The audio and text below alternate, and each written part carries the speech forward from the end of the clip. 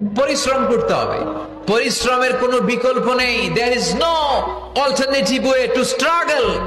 Struggle তোমাকে করতেই হবে। কেউ তোমাকে তোমার জন্য স্পেস তৈরি করে দিবে না। এই পৃথিবীতে কেউ কাউকে জায়গা দেয় না, এই পৃথিবীতে এসে জায়গা করে নিতে হয়। চিৎকার দিয়ে বলো ঠিক কিনা। হুঙ্কার দিয়ে পৃথিবীবাসীকে জানিয়ে দিতে হয় আমি এসেছি। মায়ের পেট থেকে যখন আমরা বেরোই, আমরা কি বলি? ওয়াও ওয়াও বলে নিজের অস্তিত্বের জানান দেই যে আমি এসেছি, এই পৃথিবীতে আমি জায়গা করে নিতে এসেছি। Life is not a bed of roses. এই পৃথিবী ফুলের বিছানো সজ্জা নয়। এখানে কষ্ট করতে হবে, পরিশ্রম করতে হবে, ঘাম ঝরাতে হবে। পরিশ্রমের ঘামে যে লোনা পানি থাকে, ওই লোনা পানিতে জন্ম নেয় সফলতার বীজ।